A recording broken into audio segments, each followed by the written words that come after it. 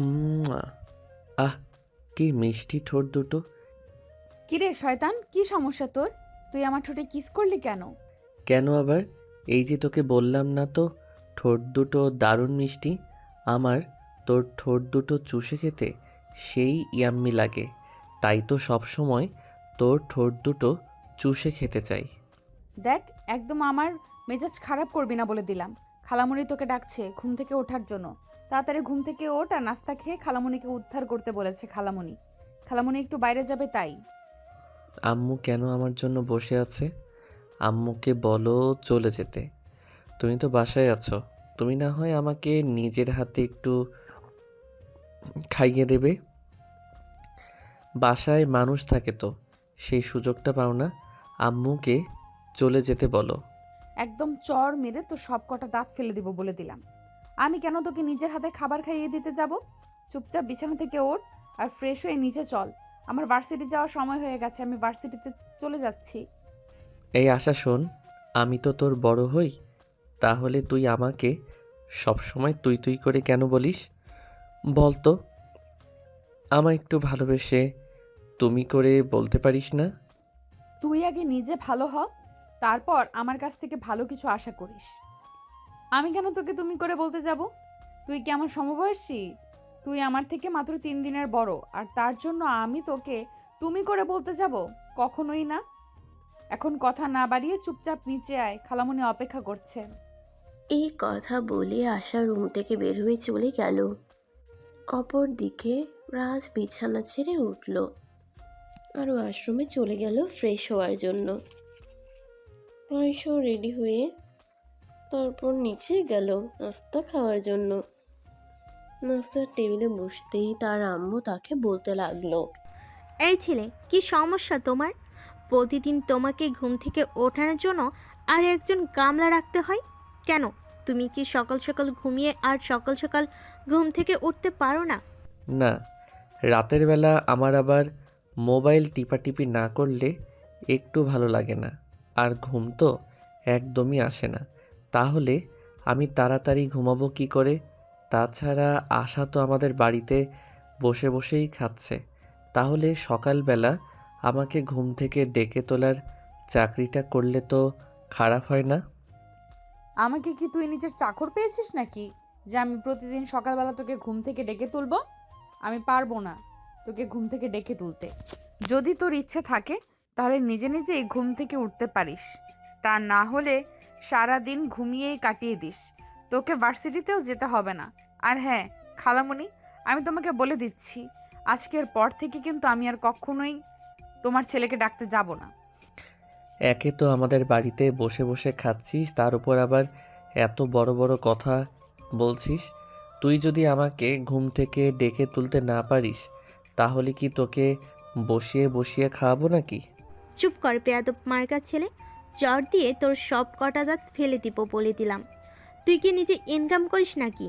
নিজেই তো অন্যের কামাই খাচ্ছিস, তারপর আবার বড় বড় কথা বলছিস। আজ আসুক তোর বাবা, আমি তোর বাবাকে সব বলবো। হায় আল্লাহ, এটা কি করতে গিয়ে কি হয়ে গেল? আমি নিজের বাড়িতে থাকি নাকি অন্যের বাড়িতে থাকি সেটাই তো বুঝতে পারছি না। আমার নিজের আম্মু আমাকে থ্রেট করছে যে আমার আব্বুর কাছে আমার নামে বিচার দিবে। হ্যাঁ, তুমি একদমই ঠিক শুনতে পেয়েছো। যাও, তুমি যদি আমার কথা না শোনো আর উল্টাপাল্টা কাজ করো, তাহলে আমি তোমার আব্বুর কাছে তোমার নামে বিচার দিতে বাধ্য হব। কারণ তুমি ইদানিং বড্ড বেশি বেয়াদব হয়ে যাচ্ছ। খালামুনি, আমি আসছি, ভার্সিটির টাইম হয়ে গেছে। তোমার ওই উগান্ডা মার্কা ছেলের নাস্তা শেষ হলে তারপর ভার্সিটিতে পাঠিয়ে দিও। এই তুই উগান্ডা কাকে বলছিস? তুই উগান্ডা, তোর 14 গোষ্ঠী উগান্ডা। আমার সঙ্গে ভদ্র ভাষায় কথা বলবি, তা না হলে কিন্তু তোর সঙ্গে খারাপ কিছু হয়ে যাবে বলে দিলাম। তাই নাকি? কি করবি তুই? প্রয়োজন হলে তোকে বিয়ে করে সারা জীবন আমার বউ বানিয়ে রাখবো, যাতে করে তুই কখনোই আমার উপরে যেতে না পারিস আর আমার উপর হুকুম খাটাতে না পারিস। হ্যাঁ, তাহলে তো ভালোই হবে। তাহলে আর আমার ভাগ্নির জন্য আলাদা করে পাত্র খুঁজতে হবে না।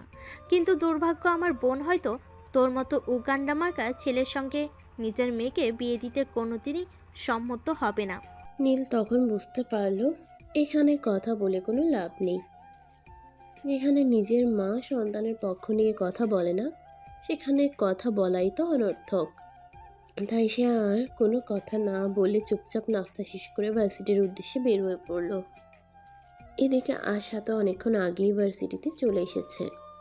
ভার্সিটিতে এসে আশা তার বান্ধবীদের নিয়ে ক্যাম্পাসে বসে আড্ডা দিচ্ছিল। তখনই রাজ সেখানে উপস্থিত হয় আর আশার মাথার চুল টেনে ধরে বলে, এই শাকচুন্নি, এখানে কি করছিস? তোর বান্ধবীদের নিয়ে পরিকল্পনা করছিস নাকি কিভাবে আমার সঙ্গে ঝগড়া করবি? একদম ভালো হবে না বলে দিচ্ছি। তুই কিন্তু ইদানিং খুব বেশি বেড়ে গেছিস। এটা কিন্তু তোর জন্য মঙ্গলজনক নয়। তুই তো খুব ভালো করেই জানিস আমার হাত কত দূর পর্যন্ত চলে।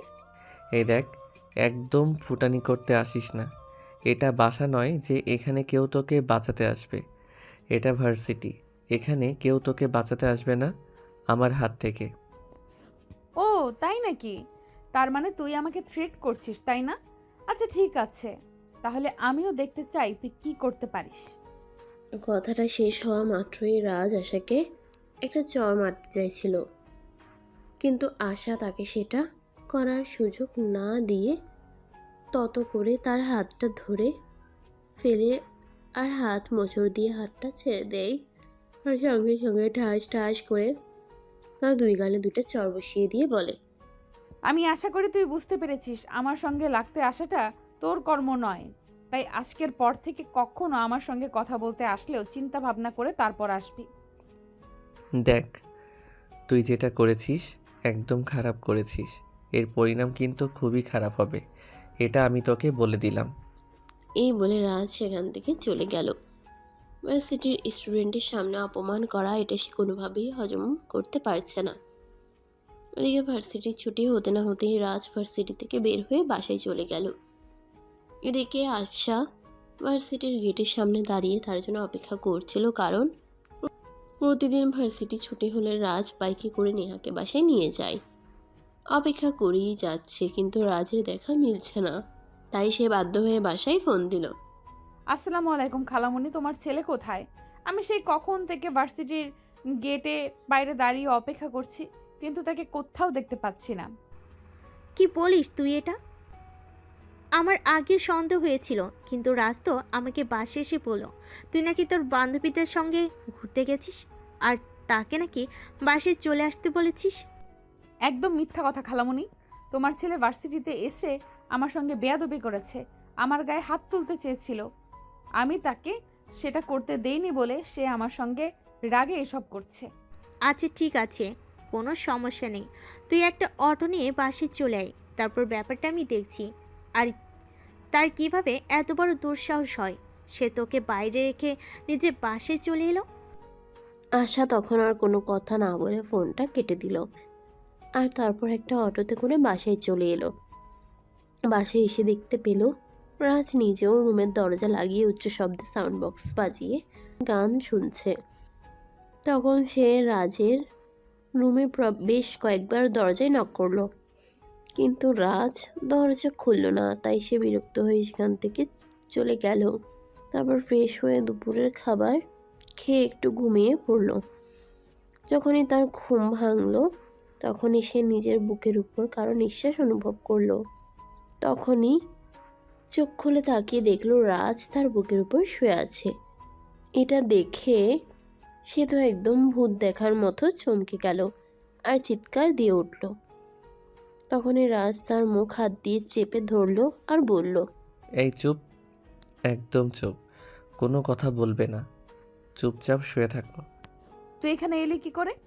আমি তো দরজা লাগিয়ে ঘুমিয়েছিলাম। আর এই অসভ্যতামের মানে কি? এক্ষুনি আমার উপর থেকে নাম বলছি। নামবো না? আমি তোর বুকের উপর শুয়ে থাকতে তো আমার বেশ ভালোই লাগছে, তাহলে আমি নামবো কেন? আমি তো তোর বুকের উপর শুয়ে শুয়ে তোর হার্টবিট শুনছিলাম। আমার কিন্তু এখন ধৈর্যের বাঁধ ভেঙে যাচ্ছে। তুই চুপচাপ আমার বুকের উপর থেকে নাম, এখান থেকে চলে যা। তা না হলে কিন্তু তোর সঙ্গে খারাপ কিছু হয়ে যাবে, এটা আমি তোকে বলে দিলাম। কি করবি তুই? সবাইকে এটা বলবি যে আমি তোর রুমে ঢুকে তোর উপর শুয়েছিলাম? এতে কি আমার মান ইজ্জত যাবে নাকি তোর? দেখ, তোর যেটা ভালো মনে হয় তুই সেটাই কর। তবে আমি আর যখন তোর রুমে এসেছি আর বারবার আসতেই থাকবো, কারণ তোর বুকের উপর শুয়ে থাকতে কিন্তু সেই লাগে। তুই এক্ষুনি আমার বুকের উপর থেকে নাম বলছি, তা না হলে কিন্তু আমি খালামণিকে সব বলে দিব। এই কথা বলে আশা রাজকে নিজের বুকের উপর থেকে ধাক্কা মেরে নিচে ফেলে দিল। আর রাজ ধাক্কার তাল সামলাতে না পেরে একদম সরে পড়ে গেল। আর তখনই ও মা গো বাবা গো বলে একটা চিৎকার দিল। চিৎকার শুনে রাজের আম্মু কিচেন থেকে দৌড়ে উপরে চলে আসলেন আর আশার রুমের দরজায় নক করতে থাকেন। কি ব্যাপার আশা, কি হয়েছে? তোর রুমে চিৎকারের আওয়াজ শুনতে পেলাম। কই খালামণি, তুমি মনে হয় ভুল কিছু শুনেছ। আমি তো আমার রুমে শুয়ে শুয়ে ঘুমাচ্ছিলাম, তাহলে এখানে চিৎকার করবে কে? হ্যাঁ, হয়তো সেটাও হতে পারে। আসলে এখন তো তোদের নিয়ে অনেক চিন্তা হয়, কারণ দুইটা ছেলে মেয়ে তো সারাদিন সতীনের মতো ঝগড়া করিস। আচ্ছা ঠিক আছে, আমি চলে যাচ্ছি, তুই একবার একটু রান্না করে আসিস। আজ রাতে বাসায় কিছু মেহমান আসবে, তাই একটু আমাকে সাহায্য করবি। আচ্ছা খালামণি, ঠিক আছে, কোনো সমস্যা নেই, তুমি যাও, আমি ফ্রেশ হয়ে এক্ষুনি আসছি। তখন রাজের আম্মু আর কোনো কথা না বলে চুপচাপ সেখান থেকে চলে গেলেন। এদিকে আশা বিছানা থেকে নেমে সোজা ওয়াশরুমে চলে গেল। তারপর ফ্রেশ হয়ে এসে দেখতে পেল রাজ এখনো তার বিছানার উপর বসে আছে। তাই সে রাজকে বলতে লাগলো, এই বেয়াদ্দব, আমার কাছে এলে তুই এখনো এখানে বসে আছিস কেন? একে তোর লাজ লজ্জা বলতে কিছুই নেই, আর এখনো এখানে বসে আছিস আমার আরো কঠোর কথা শোনার জন্য? তুই আমাকে আর কিছু নাবি, এই যে তুই আমাকে ধাক্কা দিয়ে ফ্লোরে ফেলে দিয়েছিস, এখন তো কোমরে প্রচণ্ড ব্যথা পেয়েছি, আমার হাঁটতেও কষ্ট হচ্ছে। তুই একটু আমাকে কোলে করে আমার রুমে দিয়ে আয়। ওরে বাবারে, ঢং দেখে আর বাঁচি নাই। শোন, আমাকে এত ঢং দেখাতে আসিস না, তোর এসব ঢং দেখতে আমার একদমই ভালো লাগে না। চুপচাপ এখান থেকে চলে যা, আমি যেন ফের রুমে এসে তোকে আর এখানে দেখতে না পাই। এই কথা বলে আশা বেগম বের হয়ে কিচেনে চলে গেল আর তার খালামণিকে রান্নার কাজে সহযোগিতা করতে বলল। এদিকে দেখতে দেখতে রাত 8টার মতো হয়ে গেল। রান্নার কাজ প্রায় শেষ, তাই আশা খালামণির কাছ থেকে বিদায় নিয়ে নিজের রুমে চলে আসলো পড়াশোনা করার জন্য। সে নিজের পড়া শেষ করে রাতের খাবার খেয়ে ঘুমিয়ে পড়লো। এর পরদিন সকালবেলা যখন ভার্সিটি যাবে, রেডি হয়ে ড্রয়িং রুমে বসে অপেক্ষা করছে রাজের জন্য, কিন্তু রাজ এখনো নিচে আসছে না। তাই সে রাজের আম্মুকে বলল, খালামণি, তোমার ছেলে কি এখনো ঘুম থেকে ওঠেনি নাকি? সে কখন থেকে অপেক্ষা করছে ভার্সিটিতে যাওয়ার জন্য। সে যদি এখনো ঘুম থেকে না ওঠে তাহলে তো ভার্সিটি লেট হয়ে যাবে। একটা কাজ কর, তুই একটা অটোতে করে ভার্সিটিতে চলে যা। আমি আর রাজকে ডাকাডাকি করতে পারবো না। তার যদি ইচ্ছে হয় সে ঘুম থেকে উঠবে, না হলে ঘুম থেকে ওঠার কোনো প্রয়োজন নেই। তার যা ভালো লাগে সে তাই করুক। আচ্ছা ঠিক আছে খালামণি, কোনো সমস্যা নেই। আসলে তোমাকে এই জন্যই বললাম, আমি যদি তোমাকে না বলে ভার্সিটিতে চলে যাই তারপর তো আবার তুমি আমাকে কিছু বলতে পারো, তাই। এ বলে আশা খালামণির কাছ থেকে বিদায় নিয়ে বাসা থেকে বের হয়ে চলে গেল। এদিকে রাজের যখন ঘুম ভাঙলো তখন প্রায় দুপুর 12টার মতো বাজে। সে ঘুম থেকে উঠে মোবাইলটা হাতে নিল। মোবাইল হাতে নিয়ে যখন দেখতে পেল প্রায় 12টা বাজে, তখন সে চিৎকার করে তার আম্মুকে ডাকতে লাগলো, আম্মু, ওই আম্মু, কোথায় তুমি? একটু তাড়াতাড়ি এদিকে আসো তো। কি ব্যাপার, কি হয়েছে? তোর কি সমস্যা? এভাবে সারের মতো চেঁচামেচি করছিস কেন? আমি ষাঁড়ের মতো চেঁচামেচি করছি তাই না? আচ্ছা ঠিক আছে, এখন তুমি আমাকে এইটা বলো যে এখন কয়টা বাজে? এখন কয়টা বাজে সেটা জেনে আমার কোনো কাজ নেই, তাই আমি দেখার বা জানার কোনোটাই প্রয়োজন বোধ করছি না। আম্মু, এখন দুপুর 12টা বেজে গেছে, তুমি আমাকে সকালবেলা ঘুম থেকে ডেকে দাওনি কেন? আমার তো আজ ভার্সিটিতে যাওয়াই হলো না, সামনেই আমার এক্সাম। এখন যদি ভার্সিটিতে না যাই তাহলে প্রিন্সিপাল স্যার আমাকে বকাবকি করবে। তোমার সঙ্গে যেটা হওয়ার উচিত সেটা তো হতেই হবে, কারণ তুমি তো সেটার যোগ্য। যে ছেলে নিজের ইচ্ছে ঘুম থেকে উঠে ভার্সিটি যেতে পারে না, তাকে কেন আরেকজন ঘুম থেকে ডেকে দিতে যাবে? তোমার ইচ্ছে হলে তুমি নিজের ইচ্ছাতেই ঘুম থেকে উঠে ভার্সিটি যেতে পারো, আর না হলে নাই। আমাদের কোনো মাথা ব্যথা নাই এই ব্যাপারে। রাজ তখন খুব ভালোভাবে বুঝতে পারল তার আম্মুর সঙ্গে কথা বলে আর কোনো লাভ হবে না, তাই সে কোনো কথা না বলে চুপচাপ বিছানা থেকে নেমে ওয়াশরুমে চলে গেল। তারপর ফ্রেশ হয়ে একটা নতুন শার্ট আর একটা নতুন প্যান্ট পরে বাসা থেকে বের হয়ে চলে যাচ্ছিল। এমন সময় পেছন থেকে তার আম্মু বলে ওঠেন, তো কি ব্যাপার মহাশয়, এভাবে আপনি সেজেগুজে রেডি হয়ে কোথায় যাচ্ছেন একটু বলা যাবে কি? আমার যেখানে ইচ্ছা আমি সেখানে যাচ্ছি, কারণ এই বাড়িতে তো আমার কোনো মূল্য নেই। আমি কাউকে কোনো কথা বলে শোনাতেও পারি না। আমি কোনো কথা বলতে গেলে উল্টে আমাকে আরও কথা শুনতে হয়। তাই ভাবছি নিজেকে একান্ত একটু সময় দেই, যেখানে আমার কারো কথা শোনা লাগবে না। তাহলে একটা কাজ করতে পারিস, তুই তোর নিজের সমস্ত জিনিসপত্র নিয়ে বাসা থেকে চলে যেতে পারিস। তাহলে আর তোকে কেউ কোনো ব্যাপারে বিরক্ত করবে না, আর তোকেও বিরক্ত হতে হবে না। তোর জিনিসপত্রগুলো গুছিয়ে নিতে পারবি নাকি আমাকে সহযোগিতা করতে হবে? আল্লাহ, তুমি আমাকে উদ্ধার করো। এ কেমন ফ্যামিলিতে আমায় জন্ম দিলে? আমি তো সেটাই ভাবতে পারছি না, যেখানে আমার নিজের আম্মুও আমার কথা ভাবে না। এরপর রাজ আর কোনো কথা না বলে চুপচাপ বাসা থেকে বের হয়ে চলে গেল। বাইরে একটা ছোট্ট চায়ের দোকানে বসে আড্ডা দিচ্ছে।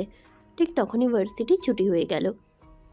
আশা একটা অটো রিকশায় করে বাসার দিকে যাচ্ছিল। তখনই রাজ তার পথ আগলে দাঁড়ায় আর রিকশার সামনে দাঁড়িয়ে বলে, এই শাকচুন্নি ডাইনি, কি সমস্যা তোর বল তো আমাকে। রাজ, ভদ্রভাবে কথা বল। এটা বাসা নয়, এটা রাস্তা, আর আশপাশের লোকজন দেখছে। তাই আমি আশা করব তুই এমন কিছুই করবি না যেটা তোর আর আমার দুজনেরই ক্ষতি হবে। এই দেখ, এত ভদ্রতা দেখাতে আসিস না। তোকে আমার চেনা হয়ে গেছে।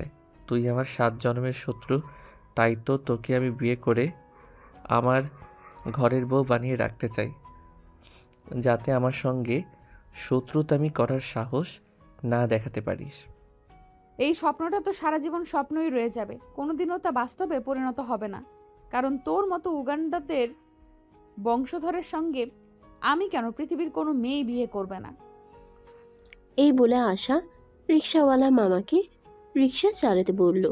আর রিকশাওয়ালা মামা তো এখন সেখানে আর দাঁড়িয়ে না থেকে রিকশা চালিয়ে আশাকে বাসা পর্যন্ত পৌঁছে দিল। বাসায় এসে আশা তার খালামণির কাছে সব কিছু খুলে বলল।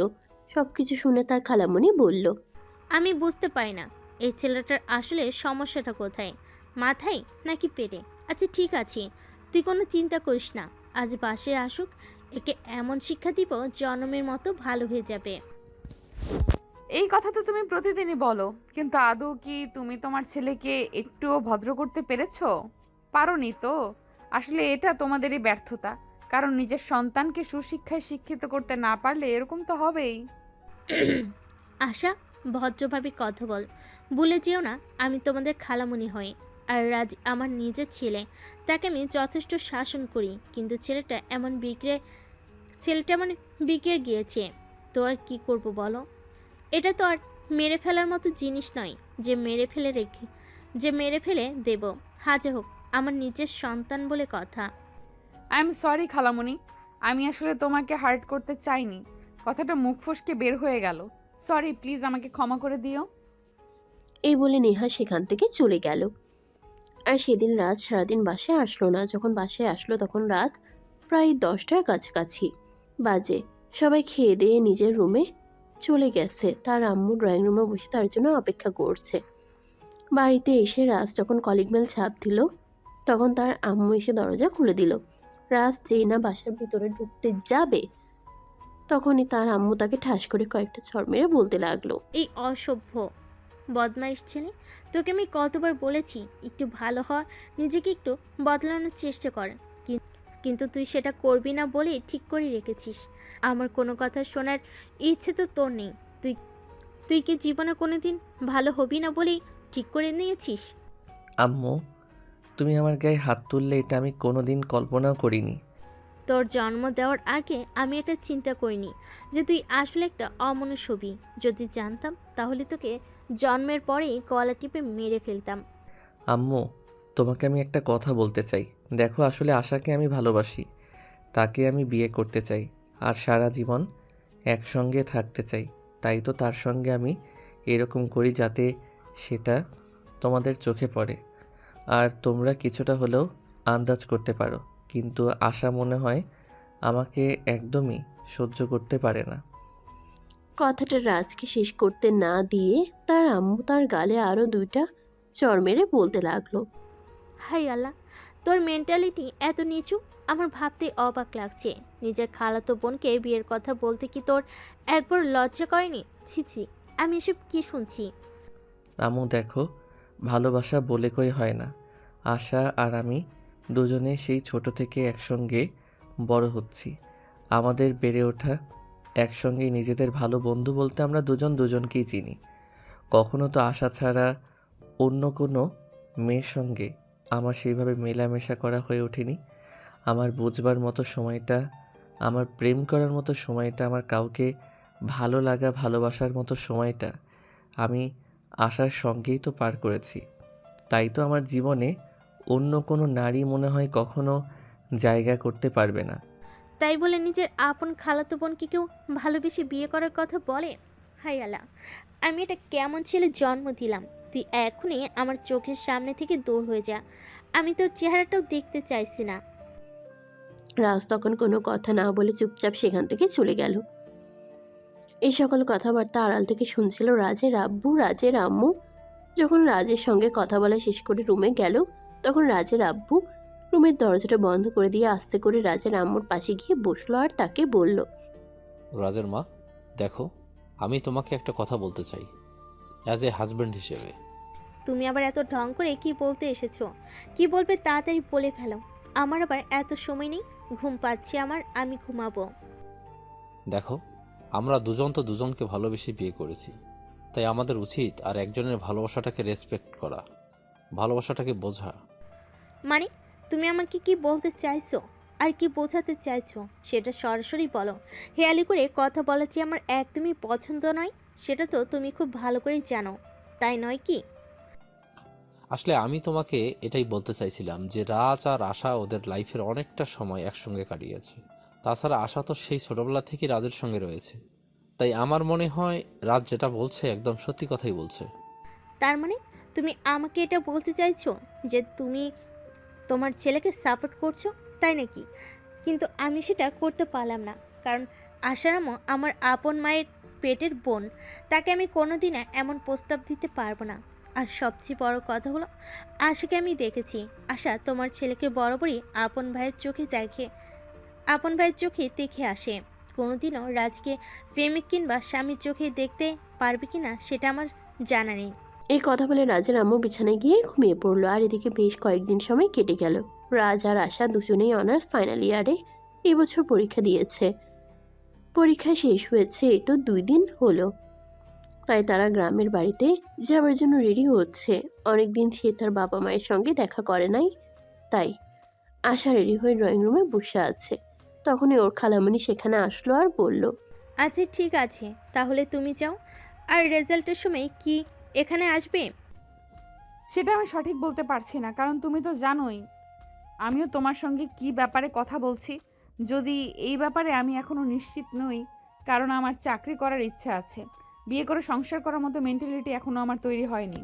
এই কথাটা একটু দূরে থেকেই রাজ শুনছিল আর তখনই সেখানে এসে তার আম্মুর দিকে তাকিয়ে চিৎকার করে বলতে লাগলো। তার মানে কি আম্মু, তুমি আমার জন্য কিছুই করতে পারবে না?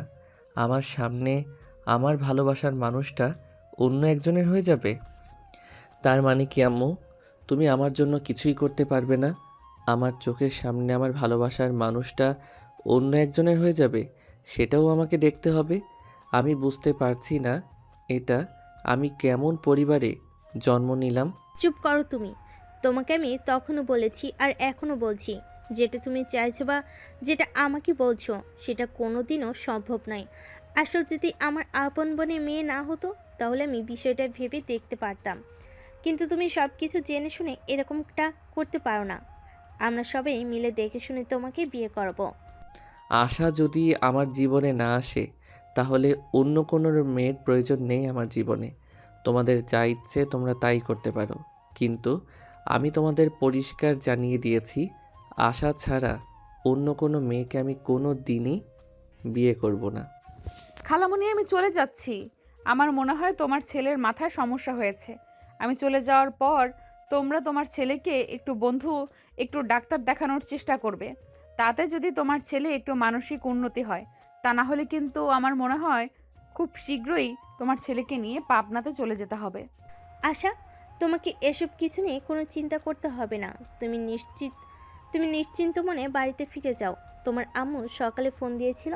আমি তোমার আম্মুর সাথে কথা বলেছি। ওর ব্যবস্থা আমি করছি। ওটা নিয়ে তুমি কোনো টেনশন করো না। অতঃপর আশা আর কোনো কথা না বলে চুপচাপ সেখান থেকে বের হয়ে বাড়ির উদ্দেশ্যে রওনা দিল। সে যখন গ্রামে এসে পৌঁছালো তখন প্রায় বিকেল হবে হবে।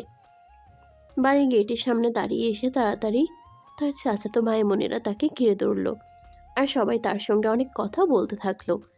এভাবে তার চাচাতো ভাই বোনদের সঙ্গে কথা বলা শেষ করে ভিতরে যেতে যেতে প্রায় সন্ধ্যা হয়ে গেল। তার আম্মু তখন রান্নাঘরে কাজ করছিল, তাকে দেখে বলল, কি ব্যাপার আশা, তোমার আসতে এত দেরি হলো কেন? আমি তো সকালবেলা তোমার খালামণির সঙ্গে ফোনে কথা বলেছিলাম। সে তো বলেছিল তুমি দুপুরের মধ্যেই চলে আসবে, কিন্তু এদিকে তো বিকেল গড়িয়ে সন্ধ্যা হয়ে গেল। আম্মু খালামণি ঠিক কথাই বলেছিল, কিন্তু সমস্যা হলো রাস্তায় প্রচুর যানজট ছিল, যার কারণে আমাকে আসতে দেরি হয়েছে। যাই হোক, কোনো ব্যাপার না। আমার খুব ক্ষুধা পেয়েছে, আমাকে কিছু খেতে দাও। তোমার আর রাজার দুজনেরই তো ভার্সিটি বন্ধ, তাহলে তুমি তোমার সঙ্গে রাজকে এখানে নিয়ে আসতে পারতে। ছেলেটা তো সেই ছোটবেলা থেকে শহরে বড় হয়েছে, গ্রামের পরিবেশ আর আবহাওয়া তো সে দেখেইনি। ছেলেটাকে তোমার সঙ্গে নিয়ে আসলে কয়েকটা দিন এখানে থাকতে পারতো। তোমার ওই উগান্ডারের বংশধর ভাগ্নেকে এখানে নিয়ে আসার কোনো ইচ্ছে আমার নেই। ওদের বাড়িতে রয়েছি বলে আমাকে যেইভাবে ইচ্ছে সেইভাবে জ্বালিয়ে, আর এখানে আমি নিজের বাড়িতে এসে কি ওর জ্বালাতন সহ্য করব নাকি? এটা কিন্তু তুমি একদম ঠিক বলনি। তুমি যদি তোমার খালামণির কাছে এতদিন থাকতে পারো, তাহলে তো সে কয়েকটা দিন আমার কাছে থাকার আশা করতেই পারে। যাই হোক, তুমি ভেতরে যাও, আমি কাল না হয় পরশু রাজকে ফোন দিয়ে এখানে আসতে বলবো। আশা তখন তার আম্মুকে কোনো উত্তর না দিয়ে চুপচাপ সেখান থেকে চলে গেল। রুমটাতে এতদিন বহু বছর পর পর আসা হতো, কিন্তু এখন সে অনেকদিন থাকতে পারবে এখানে, যতদিন পর্যন্ত তার বিয়ের সম্বন্ধ ঠিক না হচ্ছে। রুমে এসে ফ্রেশ হতে চলে গেল। ফ্রেশ হয়ে এসে সোজা চলে গেল খাবার টেবিলে। তারপর খাবার খেয়ে ভাই বোনদের সঙ্গে নিয়ে আড্ডা দিতে থাকলো। এভাবে কেটে গেল সেই দিনের দিনটা। পরের দিন সকালবেলা ঘুম থেকে উঠতে না উঠতেই মোবাইলে রিংটোন বাজতে শুরু করলো। আশা মোবাইলটা হাতে নিয়ে দেখলো রাস্তাকে কল করেছে। যদিও সে ফোনটা রিসিভ করতে ইচ্ছুক ছিল না, কিন্তু পরপর রিং হয়েই যাচ্ছিল, তাই সে ফোনটা রিসিভ করলো। এই মেয়ে, কী ব্যাপার, কী সমস্যা তোর? আমি সেই তখন থেকে ফোন দিয়ে যাচ্ছি, তুই আমার ফোন তুলছিস না কেন? নাকি ওখানে যাওয়ার আগেই নতুন বয়ফ্রেন্ড জুটিয়ে নিয়েছিস, যার কারণে এখন আর আমাকে তোর প্রয়োজন মনে হচ্ছে না? দেখ, উগান্ডারের বংশধর, একদম ভদ্রভাবে কথা বল। বয়ফ্রেন্ড আমার জীবনে কোনোদিন আসেনি আর আসবেও না। তুই তো ভালো করে জানিস আমার ফ্যামিলি আমার জন্য সম্বন্ধ করেছে, আর আমি আমার ফ্যামিলির পছন্দ করা ছেলেকেই বিয়ে করব। আশা, আমি তোকে বলেছি আর আম্মুকেও বলেছি, আমি কিন্তু তোকে ভালোবাসি। আমি কিন্তু তোকে অন্য কারোর হতে কোনো দিনই দেব না। তুই আমার, আর শুধু আমারই থাকবি। এ শোন, তোর মতো ইতর লম্পট চরিত্রহীন একটা ছেলেকে কোনো দিন আমি বিয়ে করতে যাব না। কারণ যেই ছেলে বোনের রুমে লুকিয়ে ঢুকে খালাতো বোনকে কিস করতে পারে, সেই ছেলেকে আর যাই হোক নিজের জীবনসঙ্গী করা যায় না। এই শোন, তোর যা ইচ্ছে তাই করতে পারিস, কিন্তু তুই যদি আমাকে ছাড়া ভুল করেও অন্য কোনো ছেলেকে বিয়ে করিস, তাহলে কিন্তু আমি তোকে এইটা বলে দিচ্ছি, তুই বিয়ে করতে পারবি ঠিকই ওই ছেলেটাকে, কিন্তু তোর সঙ্গে বাসর ঘরে আমি থাকবো। রাজ, এখন কিন্তু একদম বেশি হয়ে যাচ্ছে। তুই কিন্তু একদম ধৈর্যের সীমা ছাড়িয়ে যাচ্ছিস, এর ফল কিন্তু খুবই খারাপ হবে, এটা আমি তোকে বলে দিলাম। তুই কি খারাপ করতে পারিস সেটা আমিও দেখতে চাই। আমি আগামীকাল সকাল হওয়ার আগেই তোদের বাড়িতে পৌঁছাচ্ছি, কথাটা তুই মনে রাখিস। মানে তুই কি বলতে চাইছিস? আমি এক্ষুনি নিজের সমস্ত জিনিসপত্র গুছিয়ে নিয়েছি, আর আজ বিকালেই তোদের বাড়ির উদ্দেশ্যে রওনা দিব। আশা করি আগামীকাল সকাল হওয়ার আগেই তোদের বাড়িতে পৌঁছাতে পারবো। আর এই খবরটা তুই খালামণিকে দিয়ে রাখবি। কথাটা বলেই রাজ ফোনটা কেটে দিল। অপরদিকে তখনই আশার আম্মু তাকে ডাকতে এলো। এই আশা, আশা, কি হলো? তুই এখনো ঘুম থেকে উঠিসনি কেন? শীতের সকাল, সবাই অপেক্ষা করছে তোর জন্য। পিঠা বানিয়েছি, একসঙ্গে খাবি বলে। আর এই শীতের সকালে কেউ এত সকালে ঘুম থেকে ওঠে নাকি? আমি আরও পরে ঘুম থেকে উঠবো। তোমরা সবাই নাস্তা করে নাও, আমার জন্য অপেক্ষা করতে হবে না। সেটা আমাকে বললে তো হবে না। তোমার আব্বু, তোমার চাচু, তোমার চাচিরা সবাই তোমার জন্য অপেক্ষা করছে। তুমি এক্ষুনি বিছানা থেকে নেমে এসো। আশা তখন আর কোনো উপায়ন্তর না পেয়ে বিছানা থেকে নেমে ফ্রেশ হয়ে তারপর সবার সঙ্গে নাস্তা করতে নিচে চলে গেল। শীতের সকাল আশায় আম্মু আর চাচিরা মিলে হলিক রহমের পিঠা বানিয়েছে। সেগুলো নিয়েই অপেক্ষা করছিল বাড়ির সবাই। সে নিচে যেতেই তার আব্বু তাকে বলল, কি ব্যাপার মামনি, তোমার এখানে আসতে এত দেরি হলো কেন? আমরা সবাই সেই কখন থেকে নাস্তা নিয়ে তোমার জন্য অপেক্ষা করছি। এতদিন পর তুমি বাড়িতে এসেছো বলে কোথায় সবাই মিলে একসঙ্গে নাস্তা খাবো? আমি তো আম্মুকে বলেছিলাম তোমরা খাবার খেয়ে নিতে। আসলে শীতের সকালে কি এত সকালবেলা ঘুম থেকে উঠতে ইচ্ছে করে? তাই তো আমি আম্মুকে বলেছিলাম আমি আরেকটু ঘুমাবো। আরে মামনি, এরকমটা বললে হয় নাকি? তুমি এতদিন পর বাড়িতে এসেছো, এখন তো একটু আমাদের সময় দিতেই হবে। তাছাড়া তোমার বিয়ের সম্বন্ধ চলছে, কয়দিন পর যদি তোমার বিয়ে হয়ে যায় তাহলে তো আর তোমাকে পাবো না। তোমরা আমাকে এত তাড়াতাড়ি বিদায় করতে চাইছো কেন বলো তো? এই তো সবে তো পড়াশোনা শেষ করলাম, এখন একটা চাকরি বাকরি খুঁজি, তারপর না হয় বিয়ে শাদী করা যাবে। সেটা বললে তো হবে না মামনি, তুমি আমাদের পরিবারের বড় মেয়ে, তোমাকে আমরা বিয়ে দিয়ে সবাই মিলে একটু আনন্দ উল্লাস করতে চাই। তাছাড়া তোমার পরে এই বাড়িতে আরও মেয়ে রয়েছে, তোমার বিয়ে হলে তারপর তো তারা সিরিয়াল পাবে। যারা বিয়ের জন্য পাগল হয়ে রয়েছে তাদেরকে তুমি বিয়ে দিয়ে দাও, তাহলে তো ঝামেলা চুকে যায়। আমি তো বিয়ের জন্য এত উতলা হয়ে যাইনি যে আমাকে সবার আগে বিয়ে দিতে হবে। দেখো আশা, আমরা এত কথা শুনতে চাই না। তোমার পড়াশোনা করার ইচ্ছে ছিল, আমরা তোমাকে পড়াশোনা করতে দিয়েছি। এখন তোমার বিয়ের বয়স হয়েছে, তাই এখন তোমাকে বিয়ে করতেই হবে। এখন আর অন্য কোনো অজুহাত দেখালে চলবে না। আশার আম্মুর এই কথা শুনে পাশ থেকে তার ছোট চাচি মেয়ে রিমি তাকে বলতে লাগলো, হ্যাঁ আপু, বড় আম্মু একদম ঠিক কথাই বলেছে। তুমি বিয়েটা করে নিলেই আমাদের সিরিয়াল এসে পড়বে। তুমি তো জানোই আমার বয়ফ্রেন্ড আমাকে বিয়ের জন্য তাড়া দিচ্ছে। এখন ফ্যামিলির বড় মেয়েকে রেখে তো আর আমি বিয়ে করে নিতে পারি না। তাই তুমি বিয়েটা করে নিলেই আমার পথটা ক্লিয়ার হয়ে যাবে। তোর যখন এতই বিয়ের প্যারা, তাহলে তুই এখনো বসে আছিস কেন? জলদি করে বিয়েটা করে নে, প্রয়োজন হলে চল আমি তোদের নিয়ে গিয়ে কাজী অফিসে বিয়ে করিয়ে দেই। আরে আশা আপু, তুমি এটা কি বলছো? তুমি পরিবারের বড় মেয়ে, আমরা সবাই মিলে আগে তোমাকে বিয়ে দিতে চাই, তারপর রিমির বিয়ে নিয়ে চিন্তা করব। আশা তখন সব কটাকে ধমক মেরে রাস্তার টেবিল থেকে উঠে চলে গেল। এর পরদিন সকাল হতে না হতেই কলিং বেলের আওয়াজ শোনা যাচ্ছিল। আশা ঘুম থেকে উঠে নিচে গিয়ে দরজাটা খুলে দিল। দরজা খুলেই সে দেখতে পেল রাস্তার সামনে দাঁড়িয়ে আছে। কিরে, কি ব্যাপার? কি সমস্যা তোর? তুই কেন এখানে এসেছিস? আমার শ্বশুর বাড়িতে আমি এসেছি, এটা কি আমি তোর কাছে কৈফিয়ত দেব নাকি কেন এসেছি? তুই আমার চোখের সামনে থেকে সর আর আমাকে ভিতরে যেতে দে। দেখ, একদম অসভ্যতামো করবি না, তাহলে কিন্তু তোর সঙ্গে খারাপ কিছু হয়ে যাবে বলে দিলাম। তুই চুপচাপ এখান থেকে চলে যা। এটা আমার বাড়ি, তোর শ্বশুর বাড়ি কেন হতে যাবে বল হারামজাদা? আশার আম্মু রান্নাঘর থেকে তাদের দুজনের কথোপকথন শুনছিল। উনি রাজের কণ্ঠ শুনে কিছুটা বুঝতে পেরেছিলেন, তাই বের হয়ে দরজার সামনে আসলেন। আরে, এটা আমি কাকে দেখছি? রাজ, তুমি কখন এলে? আর আসবে আমাকে ফোন দিয়ে বলনি কেন? তোমাকে সারপ্রাইজ দেব বলে জানানো হয়নি। যাই হোক, কেমন আছো তুমি? এই তো বাবা, আল্লাহর রহমতে ভালোই আছি। তোমার কি অবস্থা? আর তোমার আম্মু কেমন আছে? তোমার আম্মুর সঙ্গে তো সেদিন আমার কথা হয়েছিল, কিন্তু তোমার আম্মু তো আমাকে এই ব্যাপারে কিছুই বললো না যে তুমি এখানে আসবে। আসলে আম্মুকেও সেভাবে বলা হয়নি, আমি হুট করে সিদ্ধান্ত নিলাম তোমাদের এখানে আসবো আর কাউকে কোনো কিছু বলা কওয়া ছাড়াই তোমাদের এখানে চলে এলাম। যাই হোক, চলে এসেছো, ভালো করেছো। এখন ভিতরে যাও, বিশ্রাম নাও। আমি সবার জন্য নাস্তা করছি, সবাই একসঙ্গে নাস্তা খাবে। আচ্ছা খালামণি, ঠিক আছে, কোনো সমস্যা নেই। আমি এক্ষুনি ফ্রেশ হয়ে চলে আসছি। কতদিন তোমার হাতে বানানো খাবার খাওয়া হয় না। বহু বছর পর তোমার হাতের খাবার খাওয়ার সুযোগ হলে তখন কি আর আমি দেরি করতে পারি? আমি এক্ষুনি আসছি। এই কথা বলে রাজ উপরে চলে গেল। আর বেশ কিছুক্ষণ পর সে ফ্রেশ হয়ে নিচে চলে আসলো।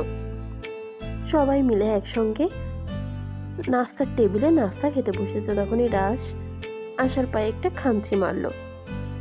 তারা দুজনেই সামনাসামনি বসেছিল, তাই আশা সেটা দেখে রাগে গজগজ করতে থাকলো, কিন্তু সবার সামনে কিছু বলতে পারলো না।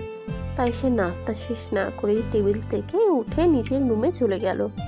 আশা তখন মোবাইলে ফেসবুকের নিউজ ফিডে ঘোরাঘুরি করছিল। কি ব্যাপার ডার্লিং, কি করছো তুমি?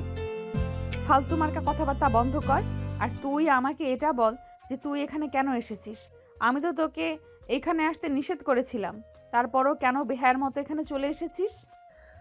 তোকে ছাড়া থাকতে পারছিলাম না, তাই তো তোর কাছে ছুটে চলে এলাম। আমার মনে হয় আমি এখানে আসাতে তুই খুশি হোসনি, তাই না? তুই এখানে আসাতে আমি যে একদম খুশি হইনি সেটা তুই খুব ভালো করেই বুঝতে পেরেছিস। তারপরও তুই কেন বেহায়ার মতো এখানে এসেছিস বলতো? কারণ আমি তোকে ভালোবাসি। তোকে আমি আমার চোখের সামনে অন্য কারো হয়ে যেতে দেব না। যেভাবেই হোক তোকে আমি আমার করেই নিব। তোর মনের এই সুপ্ত আশাটা কোনোদিনও পূরণ হবে না, এটাই আমার বিশ্বাস। কারণ আমি তো তোকে কোনোদিনও বিয়ে করব না, আর আমার ফ্যামিলিও মনে হয় না কোনোদিনও তোর এসব পাগলামির কোনো গুরুত্ব দেবে বলে। শোন ছেলে, আমি লাখে একটা, আমার মতো ছেলে কিন্তু তুই জীবনেও খুঁজে পাবি না।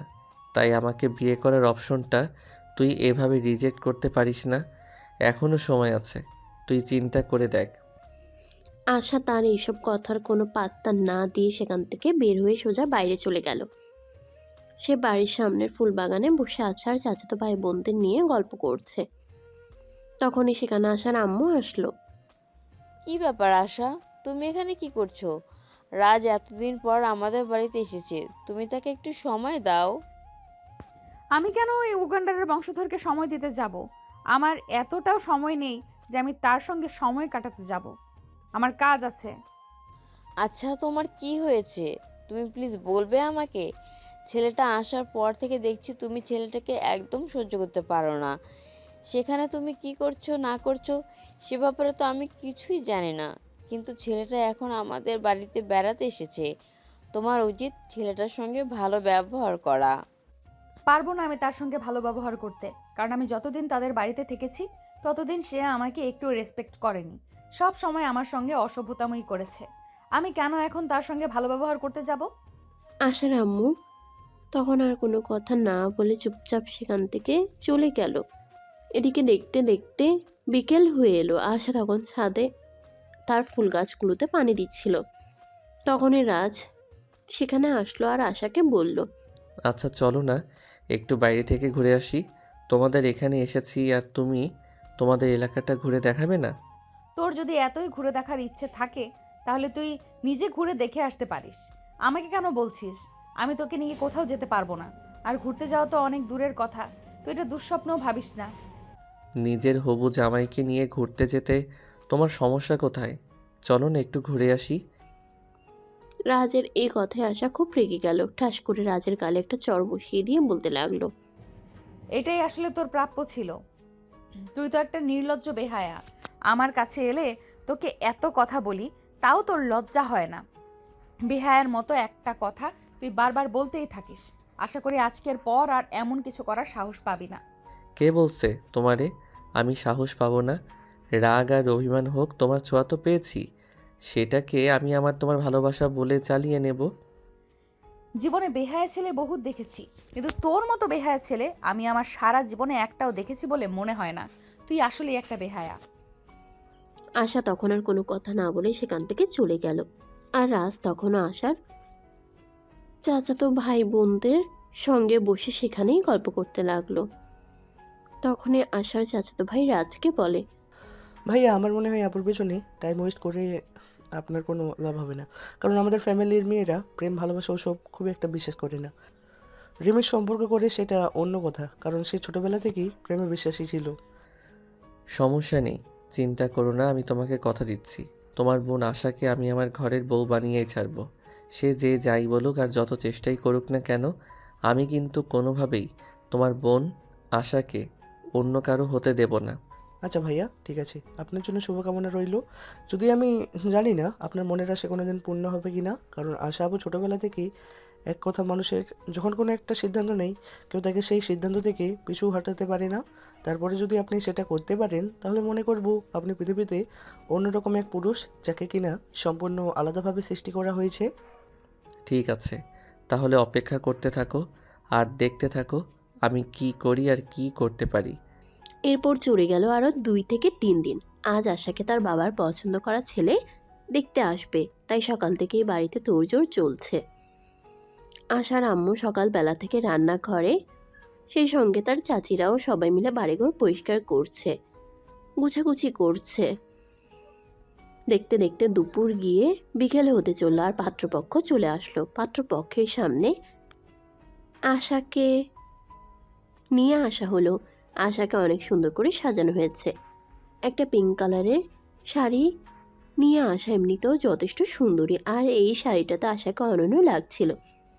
দেখা দেখির পর্ব শেষ হলে আশা আর পাত্রকে আলাদা করে কথা বলার জন্য দেওয়া হলো। আর তখন আশার আম্মু রাজকে তাদের সঙ্গে যেতে বলল। আর এই কথা শুনে রাজ আশার আম্মুকে বলে, খালামণি, সেটা তো খুব একটা প্রয়োজন আছে বলে মনে হয় না, কারণ বিয়েটা তোমার মেয়ের যদি ভালো মনে হয় তাতেই ভালো। সেখানে আমরা কেন যাব? আর তারা দুজন কথা বলবে, সেখানে তো কাবাবের হাড্ডি হওয়ার কোনো প্রয়োজন আছে বলে আমি মনে করি না। সেটা ঠিক আছে। আচ্ছা ঠিক আছে, যাওয়ার কোনো প্রয়োজন নেই। হ্যাঁ আম্মু, রাজ একদম ঠিক কথাই বলেছে। বিয়েটা আমার, তার নয়। তাই যে কোনো সিদ্ধান্ত আমাকেই তো নিতে হবে। তাই সেখানে ওর যাওয়ার প্রয়োজন আছে বলে আমিও মনে করছি না। রাজ তখন আর কোনো কথা না বলে চুপচাপ সেখান থেকে চলে গেল।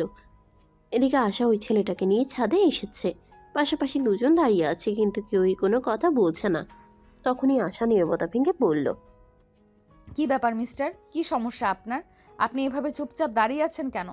আপনার কি আমাকে কোনো কিছু জিজ্ঞেস করার নেই? না মানে, আসলে আপনাকে তো আমার অনেক কথা জিজ্ঞাসা করার ছিল, কিন্তু কিভাবে জিজ্ঞেস করব সেটা তো বুঝতে পারছি না। আপনার সঙ্গে তো আজকেই প্রথম পরিচয়। শুনুন, এত হেয়ালি কোনো আমার একদমই পছন্দ নয়। আপনার যদি আমাকে কিছু জিজ্ঞাসা করার থাকে তাহলে আপনি আমাকে জিজ্ঞেস করতে পারেন। আমি নির্দ্বিধায় আপনার প্রশ্নের উত্তর দিয়ে দেব। না মানে, আসলে আমি আপনার কাছ থেকে বেশি কিছু জানতে চাই না। আপনি কি রিলেশনশিপ কন্টিনিউ করছেন? মানে আপনার কি কোনো বয়ফ্রেন্ড আছে? জাস্ট এইটুকুই জানার আছে, এর বেশি কিছু জানতে চাই না আমি। কোনো দিন আমাকে দিয়ে হয়রানি আর ভবিষ্যতে কোনো দিন হবে কি না সে ব্যাপারে আমার যথেষ্ট সন্দেহ আছে। তাই আমি বলবো এই ব্যাপারে আমাকে প্রশ্ন না করাই আপনার সবচেয়ে বেশি ভালো হবে। তাছাড়া একটা কথা হয়তো আপনারা সবাই খুব ভালো করেই জানেন, মেয়েরা বিয়ের আগে প্রেম প্রেম করেই থাকে, কিন্তু বিয়ের পর সব কিছু ছেড়ে দেয় সংসার বাঁচানোর তাগিদে। হ্যাঁ, সেজন্যই আমি আপনার কাছে জানতে চাইছি, কারণ মনে একজন আর অন্যজনও সংসার করা, এটা আমি পছন্দ করি না। আপনি যদি অন্য কাউকে পছন্দ করেন তাহলে সেটা আপনি আমাকে বলতে পারেন। না, আপনি একদম নিশ্চিত থাকতে পারেন আমার লাইফে এখনো সেরকম কেউ আসেনি আর আসবেও না। যাই হোক, এবার আপনি আপনার ব্যাপারে বলেন, আপনার কি কোনো গার্লফ্রেন্ড আছে? আশার কথা শুনে রাজীব আশাকে কিছু বলতে চাইছিল, কিন্তু রাজীবকে সেই কথা বলার সুযোগ না দিয়ে রাজ সেখানে এসে উপস্থিত হলো। আর রাজীবকে উদ্দেশ্য করে বলতে লাগলো, এই যে ভাই শোনো, তোমাকে তোমার ভালোর জন্যই বলছি, এই মেয়ের পিছু নিও না, কারণ এই মেয়ে আমার সঙ্গে রিলেশনে আছে। এই তো কদিন হলো একটু সমস্যা হয়েছে, তাই এরকম করছে। এক্সকিউজ মি, আপনাকে তো আমি চিনলাম না। আরে ভাই, তুই আমার গার্লফ্রেন্ডকে পটিয়ে বিয়ে করতে চাইছিস, আর এখন কি না তুই আমাকে বলছিস তুই আমাকে চিনতে পারছিস না? তাহলে তুই কেমন ছেলে সেটা তুই তোর নিজের কাছেই প্রশ্ন কর। আরে ভাই, আপনি এ তো হ্যালিফোনা না করে আমাকে এটা বলুন যে কে আপনি, আর আমার হবু স্ত্রীর সঙ্গে আপনার কি সম্পর্ক? আরে ভাই, ও আমার গার্লফ্রেন্ড। সেই ক্লাস 9 থেকে ওর সঙ্গে সম্পর্ক। আর এই বছরই আমরা অনার্স কমপ্লিট করতে চলেছি। আর এখন কিনা তুই বলছিস আমি কে? ভাই শোন, বিয়ে যদি তুই করিস তাহলে ও কিন্তু তোর বউকে পালিয়ে নিয়ে গিয়ে বাসরটা আমিই সারবো। রাজের কাছ থেকে এমন কথা শুনে রাজীব কি করবে সেটা ভেবেই পাচ্ছিল না, তাই সে আশাকে প্রশ্ন করে। কি ব্যাপার ম্যাডাম, আপনার ব্যাপারে উনি এসব কি বলছেন? আপনি কি দয়া করে আমাকে খুলে বলবেন কিছু? এ ব্যাপারে আমি আপনার মুখ থেকে শুনতে চাই।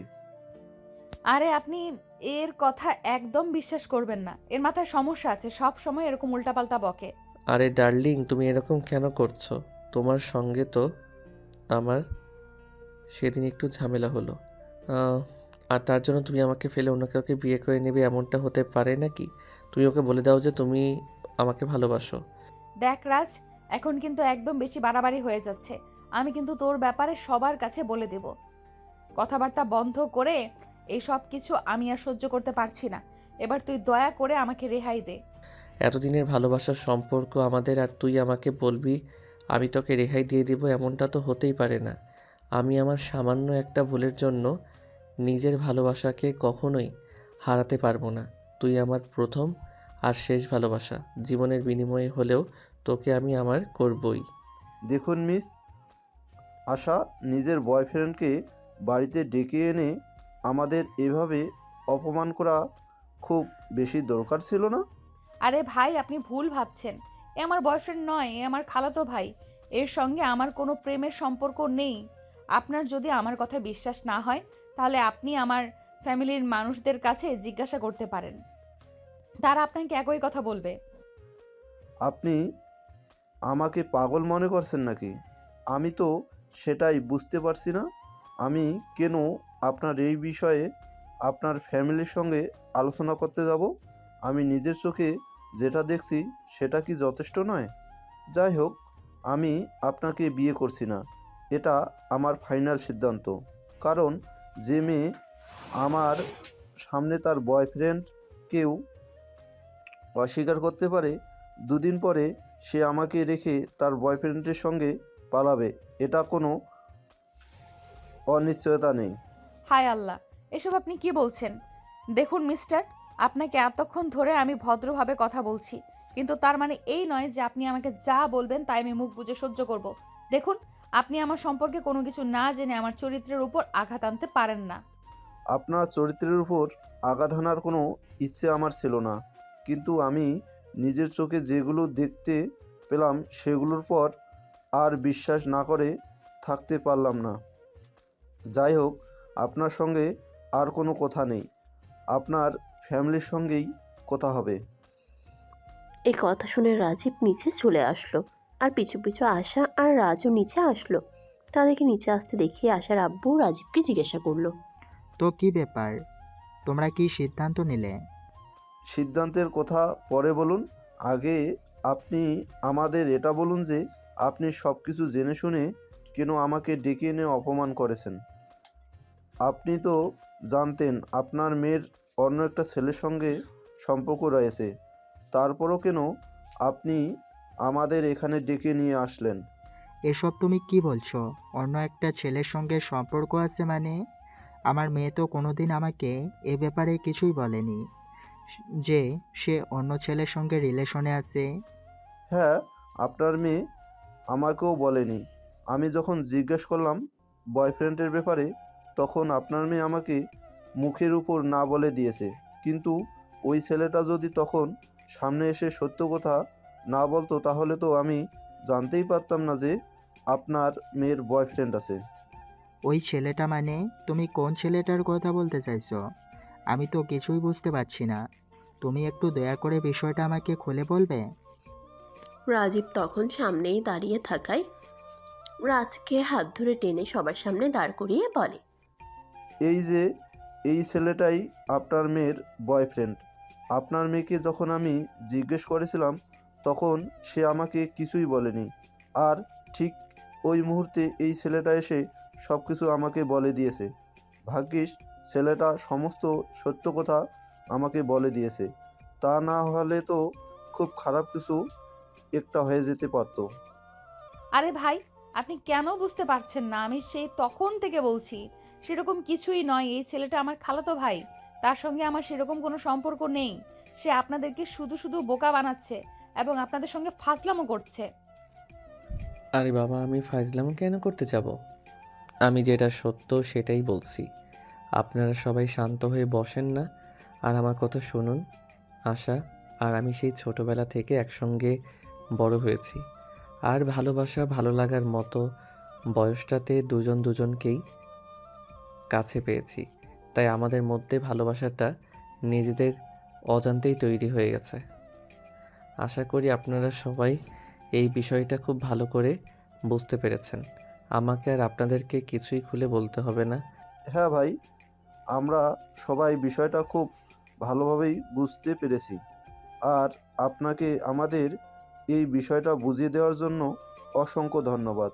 আপনি যদি সময় মতো এসে আমাকে এই কথাটা না বলতেন, তাহলে তো আমার ফ্যামিলি পুরো প্রস্তুতি নিয়ে এসেছিল এঙ্গেজমেন্ট করিয়ে রাখার।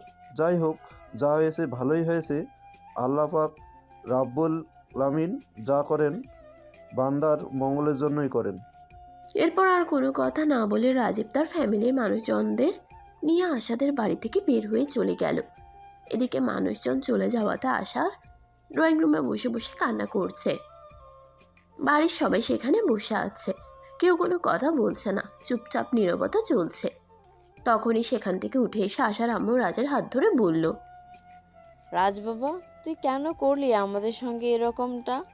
তুই তো খুব ভালো করেই জানিস আমরা আশাকে বিয়ে দেওয়ার জন্য কতটা তৎপর হয়ে আছি। তোর কি এরকমটা করা খুব বেশি দরকার ছিল? I am so sorry aunty, তোমাদের সবাইকে এইভাবে অপমানিত হওয়ার জন্য। কিন্তু কি করব বলো, আশাকে আমি সত্যিই ভালোবাসি, আর সেই ছোটবেলা থেকে। কিন্তু এই কথাটা আমি আশাকে কোনোভাবেই বোঝাতে পারি না। সে সবসময় আমাকে ইগনোর করে চলে, কখনো সে আমার ভালোবাসা স্বীকারই করে না। কিন্তু তোমরা সবাই বিশ্বাস করো, আশাকে আমি খুব ভালোবাসি। তাকে ছাড়া আমি আমার লাইফের একটা সেকেন্ডও কল্পনা করতে পারি না। তাই তো সে চলে আসার পর আমিও পাগলের মতো ছুটে এখানে চলে এসেছি। আর এখন সে আমাকে ছেড়ে অন্য কারো হয়ে যাবে, এটা আমি কোনোভাবেই মেনে নিতে পারছি না। তুমি আশা কি ভালোবাসা সেটা তুমি আমাদের জানাতে পারতে, তোমার ফ্যামিলিকে জানাতে পারতে। আমরা সবাই মিলে বসে আলোচনা করে কিছু একটা সিদ্ধান্ত নিতাম। কিন্তু এরকম করাটা কি তোমার একটুও উচিত হয়েছে? সেটা তুমি তোমার নিজের বিবেকের কাছে প্রশ্ন করে দেখো। আই এম সরি আঙ্কেল, আমি বুঝতে পারিনি এরকমটা হবে। কিন্তু বিশ্বাস করেন, আশাকে আমি খুব ভালোবাসি। আর এই কথাটা আমি আমার মাকে অনেকবার বলেছি, কিন্তু আমার মা আমার কোনো কথাই শুনল না, যা উল্টে আমাকে বকাবকি আর মারপিট করেছে। আমার মা আমাকে এমনও বলেছে, যদি আমি আশাকে ভুলে না যাই তাহলে সে আমাকে সন্তান হিসেবে স্বীকার করতে ভুলে যাবে। কিন্তু ভালোবাসার কাছে সব কিছুই হার মানে, সেটা তো আপনারা সবাই জানেন। তাই আশাকে আমি ভালোবাসি বলে সব কিছু ফেলে এইভাবে এখানে চলে এসেছি, কারণ আশাকে আমার লাগবেই, পুরো পৃথিবীর বিনিময়ে হলেও। এই কুত্তার বাচ্চা, তোকে কি আমি কোনোদিনও বলেছি যে আমি তোকে ভালোবাসি? তুই কেন এইভাবে বেহায়ার মতো আমার পেছনে পড়ে আছিস? কেন আমার ফ্যামিলিকে এইভাবে অপমান করেছিস? আশা, তুমি তোমার মুখটা বন্ধ করো, এখানে আমরা কথা বলছি। তোমাকে কথা বলতে বলা হয়নি। আমরা যখন সবাই তোমার বিয়ের সম্বন্ধ নিয়ে ব্যস্ত ছিলাম, তখন তোমার এই কথাটা আমাদেরকে জানানো উচিত ছিল যে রাজ তোমাকে পাগলের মতো ভালোবাসে। তাহলে আমরা এইসব কিছু করতাম না। বিকজ রাজ যথেষ্ট ভালো একটা ছেলে, আর সে তোমাকে অনেক ভালো রাখবে, এটা আমি বিশ্বাস করি।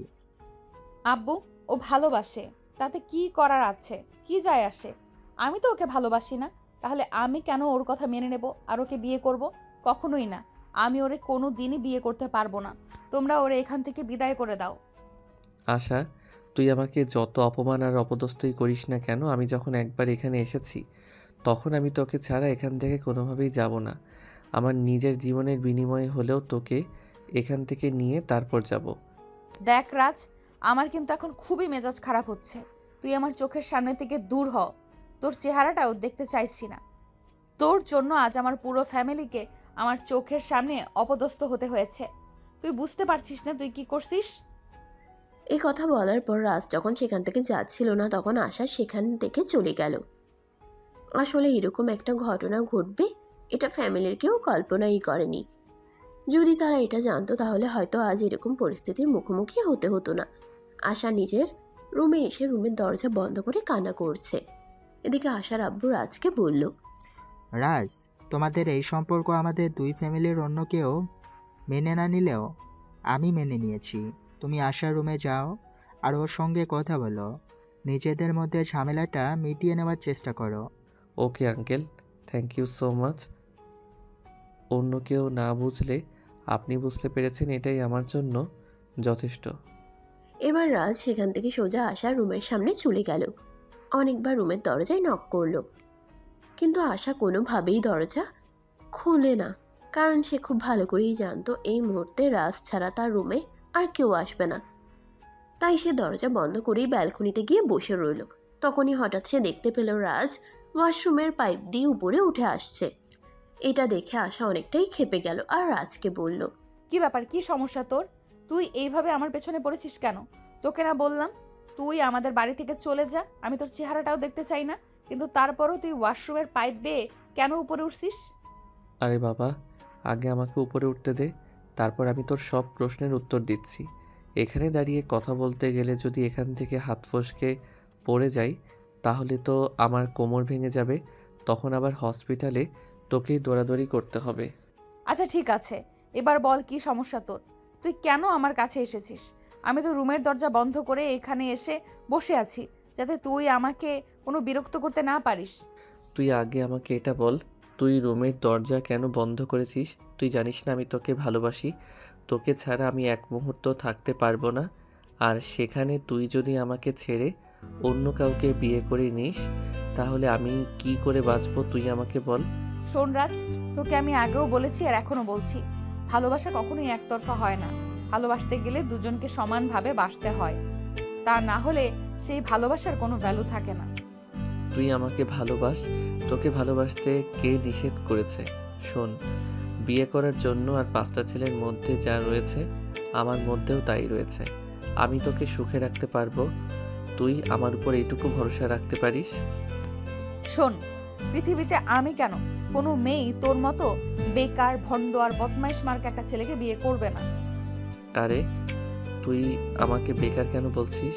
এই তো সবে পড়াশোনা শেষ করলাম, এখন আমি আমার বাবার ব্যবসা দেখাশোনা করব। তাছাড়া তুই খুব ভালো করেই জানিস আমার বাবার পরে বাবার সমস্ত সম্পত্তির একমাত্র উত্তরাধিকারী হলাম আমি। তাহলে আমি বেকার হলাম কি করে? তুই আমার কাছে কি চাস এক্স্যাক্টলি সেটা আমাকে বলবি। আমি তোর এইসব নির্যাতনা সহ্য করতে পারছি না। দয়া করে তুই আমাকে মুক্তি দে, আমি তোর থেকে মুক্তি চাই। তুই আমাকে বিয়ে করে নে, তাহলে আমি তোকে সারা জীবনের জন্য মুক্তি দিয়ে দিব। তোকে আর কখনোই বিরক্ত করব না, আই প্রমিস। আমারে পাগলে পাইছে না, বুকে ধরছে যে আমি তোকে বিয়ে করতে যাব আর তুই সারা জীবন আমাকে জ্বালাতন করবি?